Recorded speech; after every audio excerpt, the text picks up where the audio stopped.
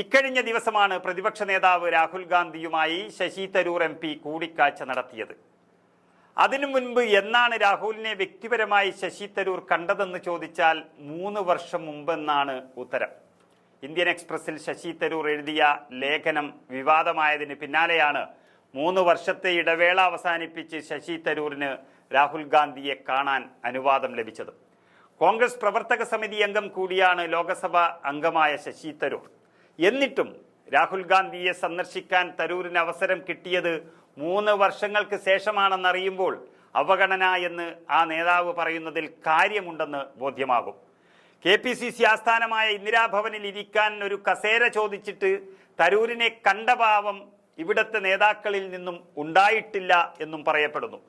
KPCC ഓഫീസിൽ വന്നിരുന്ന് തരൂർ കേരള രാഷ്ട്രീയത്തിനെ നിയന്ത്രിക്കേണ്ട കാര്യമില്ലെന്ന് കരുതുന്ന ഒരു പിടി നേതാക്കൾ ഇന്നും കേരളത്തിലെ പാർട്ടിയുടെ തലപ്പത്തുണ്ട്.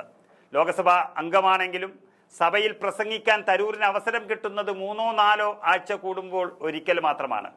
തരൂർ ലോക്സഭയിൽ അധികം ഷൈൻ ചെയ്യേണ്ട എന്ന കോൺഗ്രസിലെ ആരൊക്കെയോ തീരുമാനിക്കുന്നു എന്നാണ് ഇതിൻ്റെ അർത്ഥം.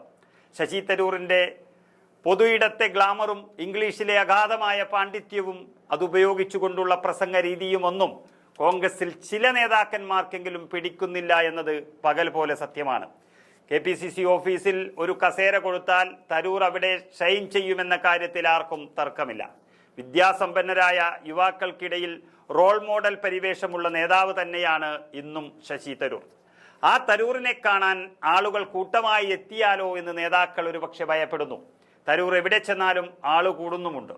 ഇന്ത്യയിലെ വിവിധ രാഷ്ട്രീയ പാർട്ടി നേതാക്കളിൽ ശശി തരൂരിനെ പോലെ ആൾക്കൂട്ടത്തെ ആകർഷിക്കാൻ കഴിയുന്ന നേതാക്കൾ തന്നെ വളരെ ചുരുക്കം തന്നെയാണ്.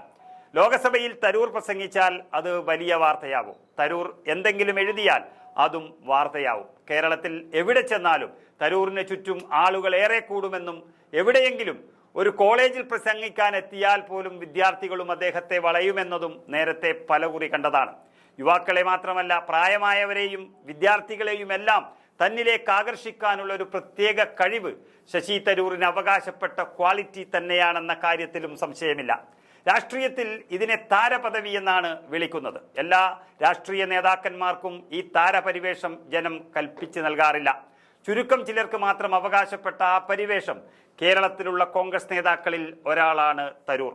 തരൂരിന് ചുറ്റും ആളുകൂടുന്നതും അദ്ദേഹത്തെ കേൾക്കാൻ ജനങ്ങൾ ഓടിയെത്തുന്നതുമൊന്നും കോൺഗ്രസ് നേതാക്കൾക്ക് തന്നെ ഇഷ്ടപ്പെടുന്നില്ല എന്നതാണ് വസ്തുത. KPCC ഓഫീസിൽ കസേര നിഷേധിച്ചും ലോക്സഭയിൽ പ്രസംഗിക്കാനുള്ളൊരു അവസരം വെട്ടിക്കുറച്ചും ചില കോൺഗ്രസ് നേതാക്കൾ തരൂരിനെ ഒതുക്കാനുള്ള തത്രപ്പാടിനെന്നും പറയപ്പെടുന്നു. ഈ അവഗണനകൾക്കിടയിൽ എല്ലാം വച്ച് കീഴടങ്ങാൻ ഒരുക്കമല്ലെന്ന് തുറന്നു പറയുകയാണ് ഇവിടെ ശശി തരൂർ MP. കോൺഗ്രസ് തോറ്റാലും വേണ്ടില്ല, തരൂരിന് ഒരു സ്ഥാനവും കൊടുക്കരുത് എന്ന ചിന്തയുള്ള നേതൃത്വം കേരളത്തിലും ഡൽഹിയിലും പാർട്ടിയെ നയിക്കുമ്പോൾ തരൂരിന് ഇരിപ്പിടം എന്നും കോൺഗ്രസിന് പുറത്തു തന്നെയാകുമെന്ന കാര്യത്തിലും മറ്റൊരു വാദം ഇനിയില്ല എന്ന് മാത്രം പറയാം.